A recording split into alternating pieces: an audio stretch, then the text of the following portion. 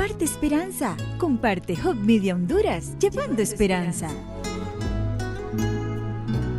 ¿Qué tal, hermanos? Qué privilegio el nuestro el poder estar con ustedes una vez más este domingo, que ya es 1 de marzo. Ya entramos al mes de marzo y cómo va avanzando el tiempo tan rápidamente. Me parece que apenas ayer estábamos terminando el año 2025, pero miren, ya vamos para el mes de marzo en este 2026. Y hay muchas cosas que se vienen para los próximos días y estas próximas semanas, especialmente con lo que será la gran cruzada evangelística, la voz de la esperanza, que nos trae muchas cosas. Y yo sé que todo el mundo está trabajando fuertemente para que Dios pueda bendecir no solamente las iglesias, sino la vida de muchas de familias hondureñas que van a ser tocadas por el poder del Espíritu Santo. Así que vamos a iniciar como de costumbre, y es buscando la presencia de nuestro Dios. Así que acompáñenos a orar. Padre que estás en los cielos, en esta hora invocamos tu presencia para que nos acompañes en este programa Escrito Está. Permite que al recibir tu palabra por labios del pastor Roberto Costa, nuestros corazones se llenen de gozo, de alegría, el saber que tú siempre tienes un mensaje especial y oportuno para cada uno de nosotros. Acompáñanos en este programa porque lo pedimos y lo rogamos en el nombre de Jesús. Amén. Sigue en sintonía de Hub Media Honduras, llevando esperanza.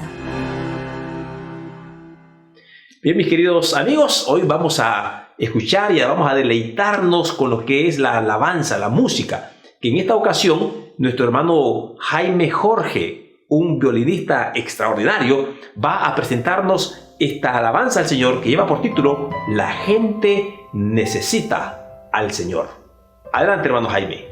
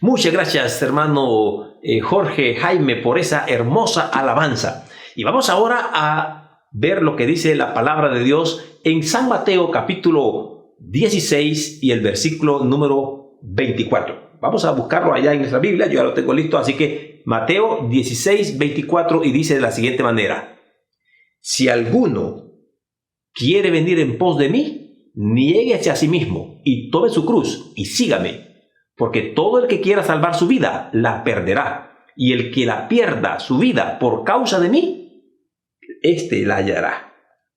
Palabra de nuestro Dios. Y esta es una gran verdad, para lo que Jesús dijo. Porque muchas veces uno, cuidando algo, descuidamos algo todavía mejor. Pero muchas veces las cosas que este mundo ofrece, como lo vemos nosotros, pareciera que estamos perdiendo algo. ¿Y qué más valor que la vida? Y cuando a veces creemos que podemos salvar nuestra vida, es cuando la perdemos. Y cuando sentimos que perdemos la vida, es cuando la recuperamos. ¿Y qué hace la diferencia? Obviamente, Cristo hace la diferencia entre ganar o perder. Así que, bueno, ¿de qué va a hablar el pastor Roberto Costa en esta ocasión? Bueno, el título de su tema es Casi no es suficiente. Casi no es suficiente. Así que dejemos que el pastor Roberto nos explique esto de que casi no es suficiente. Así que, pastor Roberto, un placer estar con usted en este comienzo del mes de marzo. Que Dios le bendiga y Dios le use al presentar la palabra de Dios en esta hora. Adelante, pastor. Jesús habló de 10 mujeres que salieron al encuentro del novio. 5 de ellas fueron bastante insensatas, pues se quedaron sin aceite en sus lámparas en plena boda. Si Él estuviera hoy entre nosotros, nos hablaría tal vez de helicópteros con los tanques vacíos y de hombres valientes que enfrentan los peores sufrimientos, hambre, inviernos congelantes y desiertos abrasadores, solo para morir de manera absurda al final. Ve por tu Biblia y mantente en sintonía. En un momento más regresaré para que tratemos este interesante tema.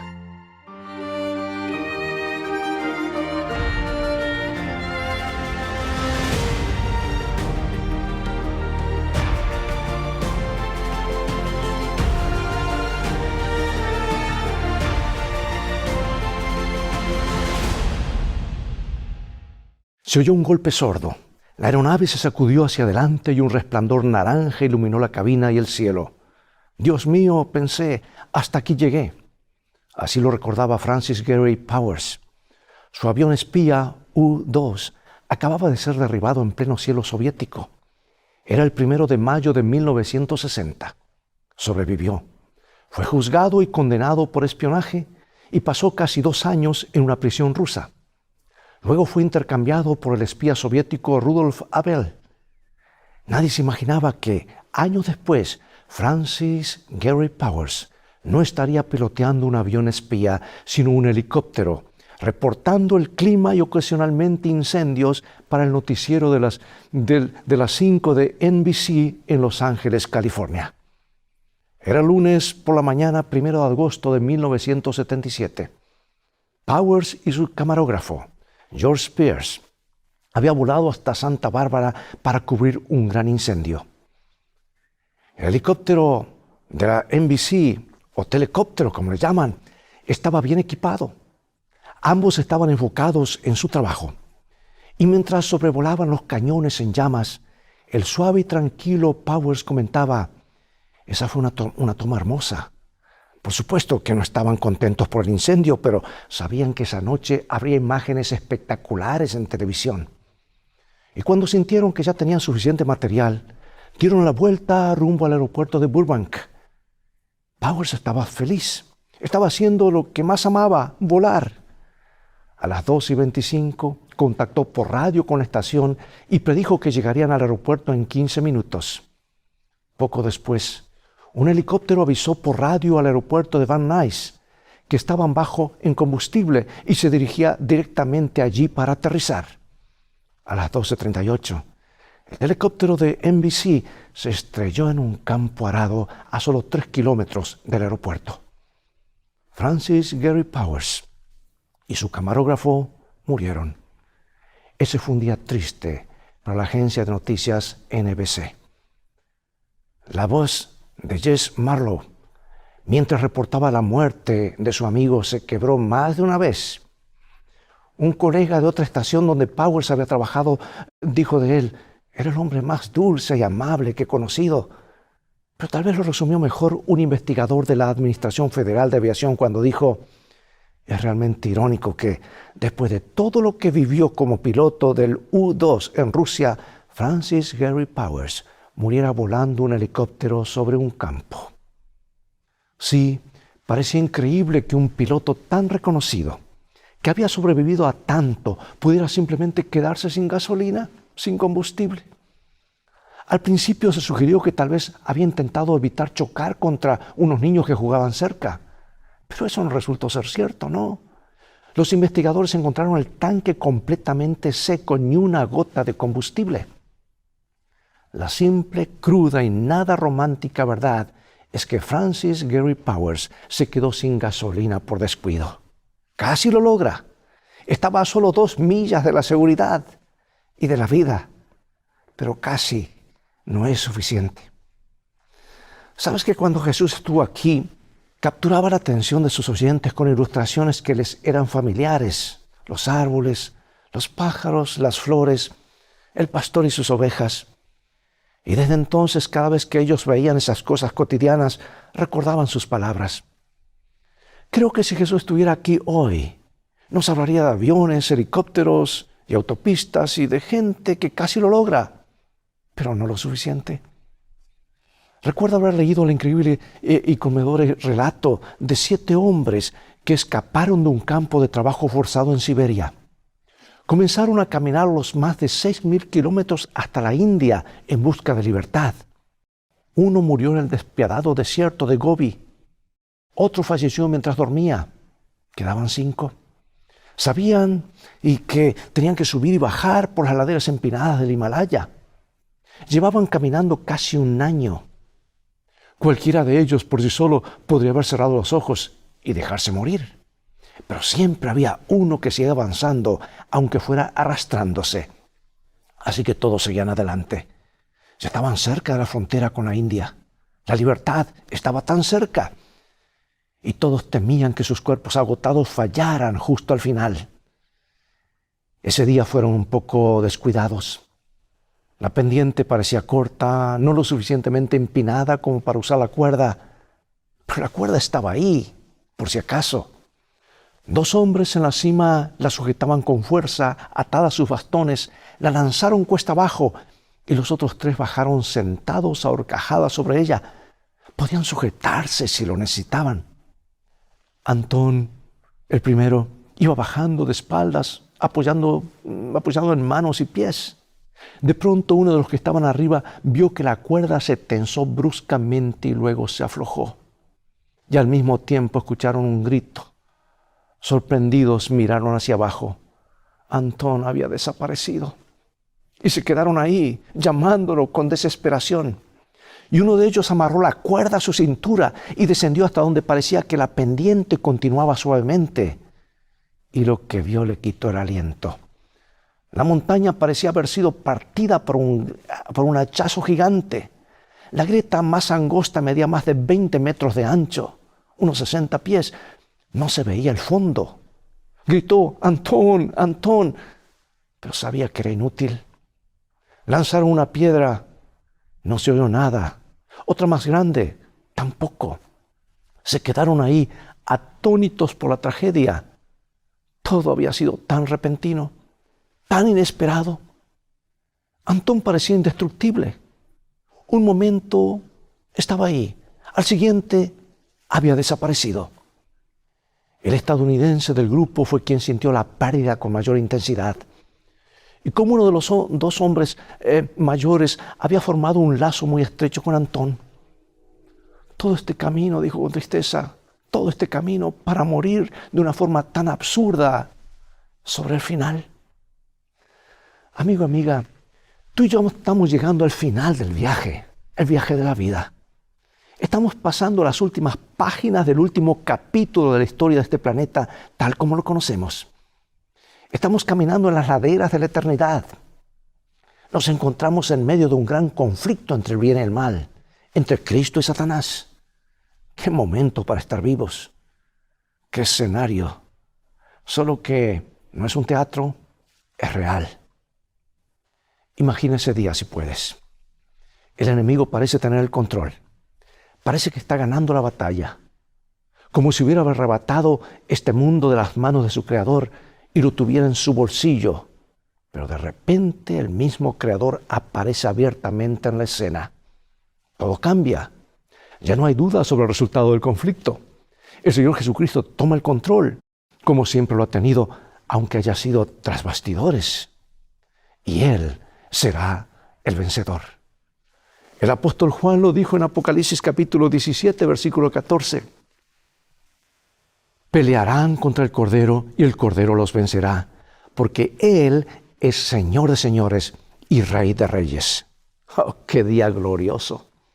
¡Qué día para aquellos que han estado esperando a su Señor! Nunca perdieron la fe, nunca dudaron de su promesa de volver por ellos, y ahora su confianza es recompensada. En el cielo del oriente aparece una pequeña nube oscura. La miran sin aliento. La nube se acerca, se hace más brillante con la gloria de su amigo y Salvador. Y Jesús desciende. Ha atravesado los corredores del universo y ha rasgado el cielo oriental. Viene montado sobre la nube de ángeles, acercándose cada vez más a la tierra. Ha regresado tal como dijo que lo haría. ¿Recuerda sus palabras? Esa hermosa promesa que hoy nos sostiene en San Juan 14, del 1 al 3. No se turbe vuestro corazón. Creéis en Dios, creed también en mí. En la casa de mi Padre muchas moradas hay. Si así no fuera, yo os lo hubiera dicho. Voy, pues, a preparar lugar para vosotros. Y si me fuere y os prepararé el lugar, vendré otra vez y os tomaré a mí mismo, para que donde yo estoy, vosotros también estéis. Ahora está ocurriendo. Este es el momento. ¿Y quién puede escribir mejor ese día que el apóstol San Pablo? Lo dice en su primera carta a los Tesalonicenses capítulo 4. Porque el Señor mismo, con voz de mando, con voz de arcángel y con trompeta de Dios, descenderá del cielo y los muertos en Cristo resucitarán primero. Luego nosotros los que vivimos, los que hayamos quedado, seremos arrebatados juntamente con ellos en las nubes para recibir al Señor en el aire y así estaremos siempre con el Señor. Bueno, todo ha cambiado. Aquellos que esperaban al Señor han visto su fe a prueba. Fueron ridiculizados, burlados, perseguidos y acosados. Algunos en medio del calor de la crisis se rindieron, pero otros, hallando valor en el último momento, se pusieron en su lugar. Sus rostros, hasta hace poco pálidos, marcados por la espera y la angustia, ahora brillan con una confianza radiante mientras extienden los brazos para recibir a su Señor. Las cosas han cambiado. Aquellos que se burlaban, la mayoría que rechazó cada llamado de los labios del Salvador y de sus seguidores, estaban tan seguros de su victoria, tan confiados, tan arrogantes en su forma de jactarse, que era algo impresionante. Pero ahora, para ellos, este planeta se ha convertido de repente en un caos de vergüenza, confusión y miedo absoluto. Mira cómo lo describe el libro de Apocalipsis, en el capítulo 6, versículos 15 en adelante. Y los reyes de la tierra, y los grandes, los ricos, los capitanes, los poderosos, y todo siervo y todo libre, se escondieron en las cuevas y entre las peñas de los montes, y decían a los montes y a las peñas: caed sobre nosotros, y escondednos del rostro de aquel que está sentado sobre el trono, y de la gran ira del Cordero, porque el gran día de su ira ha llegado, ¿y quién podrá sostenerse en pie? En los últimos minutos, en los últimos 10 minutos apenas has tenido un vistazo, yo diría un pequeño vistazo del impresionante desenlace del conflicto entre Cristo y Satanás. Y tú y yo tenemos un asiento en la primera fila. Lo repito una vez más, ¡qué día para estar vivos! ¡Qué día para estar vivos! Si estás preparado, por supuesto. Pero ¿y si no lo estás? ¿Y casi lo logras? ¿Y si ese día te sorprende sin preparación? ¿Y si llega cuando tienes tus prioridades confundidas? ¿Y si te encuentro ocupado con todo menos en lo más importante? ¿Y si estás listo para entrar a la universidad, listo para un nuevo trabajo, para las vacaciones, para la Navidad, para pagar tus impuestos, pero no estás listo para encontrarte con tu Señor?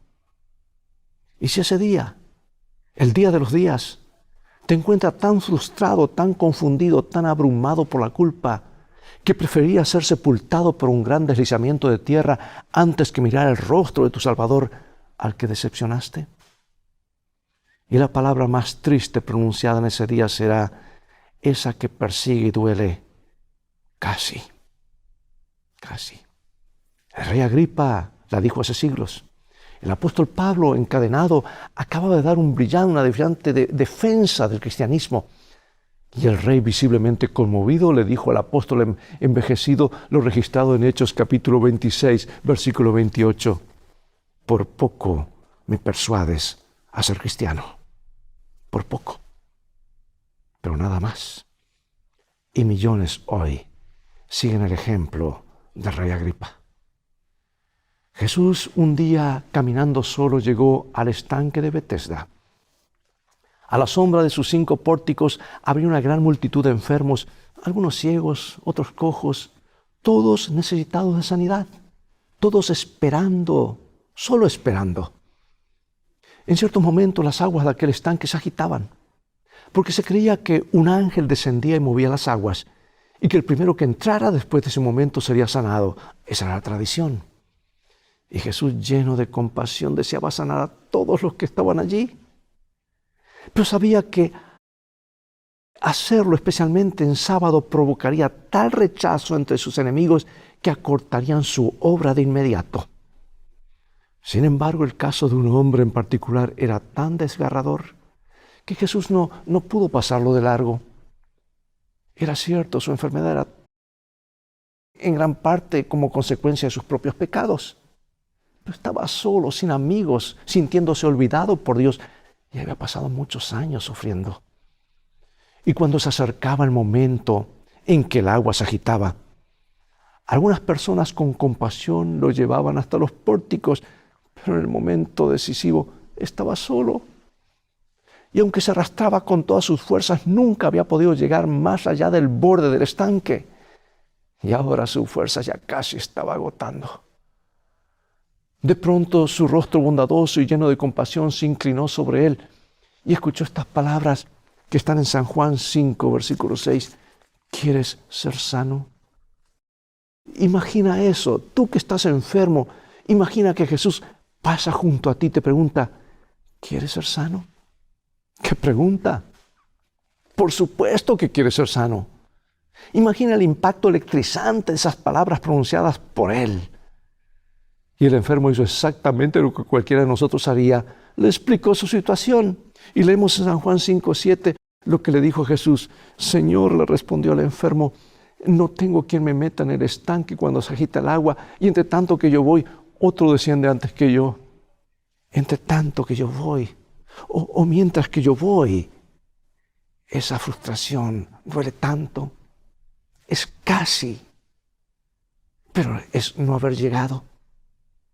Yo he leído este personaje bíblico y he leído este pasaje pues muchas veces y he meditado en ello. Pero al leerlo de nuevo el otro día pensé en cuán perfectamente esas palabras describen la experiencia de millones hoy. Personas que sufren de una enfermedad llamada procrastinación y también describen el clamor desgarrador de millones en el día cuando Jesús regrese. Millones que tenían la intención de estar listos, que casi estaban listos, pero no del todo. Mientras yo voy, mientras espero, mientras deseo, mientras planifico prepararme, mientras mi atención está distraída por los negocios, por el entretenimiento, mientras me tengo a escuchar la voz del mundo, mientras mi nombre aparece en los registros de la iglesia, mientras creo que mi Señor volverá, mientras le digo a otros que pronto regresará, pero mientras pienso que todavía falta tiempo, mientras ya voy, mientras intento salvarme con mis propias fuerzas, mientras busco alguna solución mágica esperando que un ángel agite las aguas, pero sin acudir a la sangre salvadora de Jesús. mientras yo voy, mientras las manecillas del reloj de Dios se acercan a la hora final, la que ha sido el centro de toda mi vida. Pero mientras duermo sin aceite en mi lámpara, sin el poder del Espíritu Santo en mi vida. Suena absurdo, ¿verdad? Y no servirá de nada gritar en ese día: espera, Señor, ya voy, solo déjame ir a buscar aceite. Sí, Jesús ya nos contó la historia de 5 jóvenes insensatas que se perdieron su boda. Pero antes de concluir, déjame contarte una historia real de alguien que también se perdió una boda. Una historia que estoy seguro Jesús podría contar si estuviese aquí hoy. Había un joven que siempre había soñado con participar en una boda, no como novio, sino como parte del cortejo nupcial. Pero por alguna razón nunca se le daba. Un par de veces lo invitaron, pero sus compromisos no le permitieron asistir. Finalmente lo invitaron una vez más y esta vez la fecha le funcionaba. Disfrutó mucho el ensayo, tal como lo había esperado, y le llamó especialmente la atención una pequeña marca de tiza en el piso del escenario, indicando dónde debía pararse cada caballero y cada dama de honor. Y después del ensayo, la coordinadora de la boda les dijo a todos los participantes: escuchen bien, y escuchen con atención, esta boda va a empezar a la hora exacta. Así que desen suficiente tiempo para llegar y ponerse su ropa de ceremonia. Los novios tenían planificado un viaje después de la recepción, así que el tiempo tenía que ser exacto. Y el joven no estaba preocupado, llegaría a tiempo, se dijo a sí mismo, así que al día siguiente no se apuró demasiado y perdió por pocos minutos el autobús que lo había llevado, le llevaría tiempo, lo llevaría con tiempo de sobra. No importa, pensó, el próximo bus ya casi llega. Pero el siguiente bus se retrasó. Y luego se metió en un embotellamiento. Y luego en otro. Y luego se topó con todos los semáforos en rojo. Aún así él nos inquietó. No podía imaginarse que la boda empezara sin él. Y recién comenzó a sentirse inquieto cuando llegó a la puerta de la iglesia. No había grupitos de gente charlando, ni una sola persona. Entró apresurado al vestíbulo. Tampoco había nadie. Entonces escuchó el sonido del órgano y con el corazón acelerado se acercó de puntillas a las puertas dobles del santuario y miró con cautela. Jamás olvidó lo que vio. Dijo: todo el cortejo nupcial ya estaba en la plataforma. La boda había comenzado sin mí. Y allí, usando mi traje y mi camisa, de pie en mi lugar, en mi marca de tiza, estaba otra persona. Amigo, amiga, cuando el tiempo se acabe, cuando el reloj de la historia marque su última hora y la eternidad comience, ¿no sería una tragedia ver a otro usando tu ropa de boda, de pie en tu lugar, en tu marca de tiza? No lo permitas. No tiene por qué pasar. Ni una sola persona que escuche estas palabras tiene que quedar fuera al final. Casi salvo, pero no del todo. Acompáñame en oración. Padre Celestial, esperamos que cada persona que ha escuchado este mensaje de hoy reconozca que has sido tú quien nos ha hablado hoy, no solo el predicador. Si es así, entonces este llamado es tuyo y no mío. Por favor, Padre, despierta en nosotros el deseo y la decisión de responder, no solo de forma favorable, sino de inmediato. Sin perder tiempo, reúnenos de tu lado.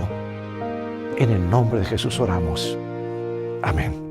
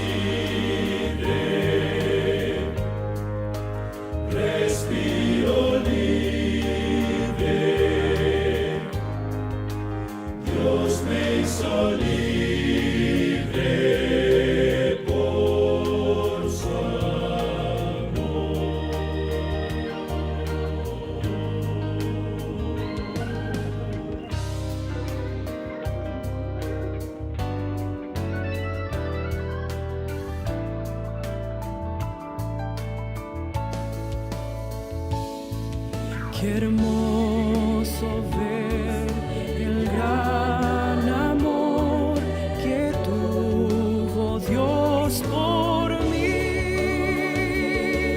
muriendo en una cruenta cruz, victoria Dios me dio. ¿Cómo decir que salvo soy por mi propio actuar? Estoy aquí y nada soy sin mi gran Salvador.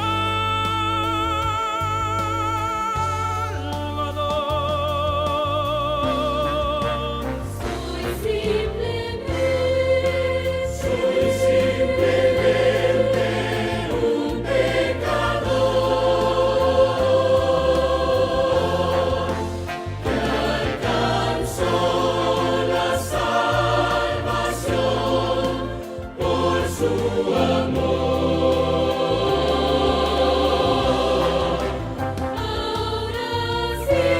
Ahora vivo libre, pues su gracia me alcanzó. Ahora soy libre, respiro libre, Dios me hizo libre por su amor. Dios me hizo libre por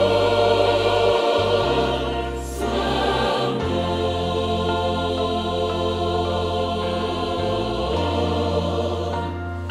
Por su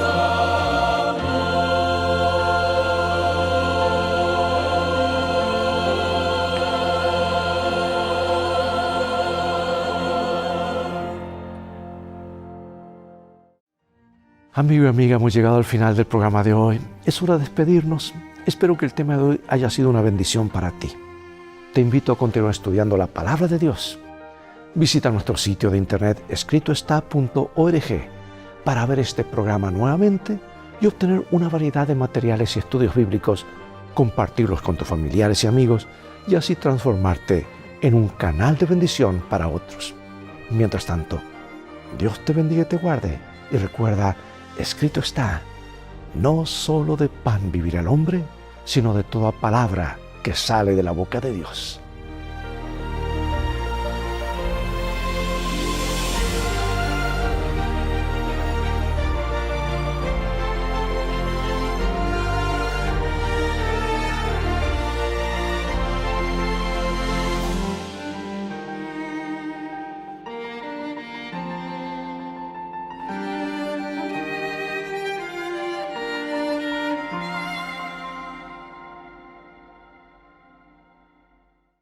Muchas gracias, Pastor Roberto Costa, por este maravilloso mensaje en el que se mencionaba a diferentes personajes que estuvieron a punto de alcanzar algo crucial en sus vidas, pero no lo lograron por un descuido, por la tardanza o por falta de preparación. Y en la vida espiritual sucede exactamente lo mismo. Muchas veces nosotros creemos que hemos alcanzado algo, pero no hemos logrado nada. Y esto me recuerda una historia que escuché a un predicador. Realmente el predicador estaba hablando en ese momento y él decía: es mejor estar casi perdidos, pero no casi salvos. ¿Por qué? Porque estar casi perdidos representa estar 100% salvos. Cuando alguien dice, por poquito me pierdo, pero se salvó. A estar casi salvo, porque el que está casi salvo, por poquito me salvé, pero va a quedar perdido, totalmente perdido. Por eso es mejor estar casi perdidos y no casi salvos. Así que gracias, Pastor Roberto Costa, por ilustrarnos con este mensaje estas lecciones tan importantes para nuestra vida práctica. Bien, mis queridos amigos, ya prácticamente estamos despidiéndonos de lo que es este programa. Solamente ahora les recuerdo la programación de esta semana. No todo la semana, porque yo casi me limito a lo más próximo. Lo más próximo es el día lunes y el día miércoles. Y en este caso, el día lunes, que es el día de mañana, le corresponde la programación al programa La Hora Profética. Un programa que dirige muy bien el pastor Rubén Carballo y que ya está tomando cada vez más relevancia, y yo les invito a que no pierdan este programa, porque ahí se nos habla de las profecías, de lo que dice la Biblia, y tomándolo en cuenta con el tiempo que estamos viviendo. Así que no se pierda el programa La Hora Profética, que se transmite todos los lunes a partir de las 6 de la tarde. Y por supuesto también este próximo miércoles le corresponde el programa A Hope Media Kid, un programa infantil para los niños, le decimos nosotros, pero también los adultos lo pueden ver, porque es un programa bien ameno, muy interesante. Así que si aunque el programa está diseñado para los niños, eso no significa que los adultos no podamos disfrutar de ellos. Así que bueno, sigan acompañando la programación, que también continúa viernes, sábado, aquí no paramos. Así que Dios me bendiga, un fuerte abrazo y les espero el próximo domingo a partir de las 6 de la tarde para que podamos continuar con otro programa de Escrito Está. Por lo tanto, me despido de ustedes diciéndoles que Dios les bendiga, que Dios les cuide, y les veo el próximo domingo. Hasta la próxima. Comparte esperanza. Comparte Hope Media Honduras, llevando esperanza.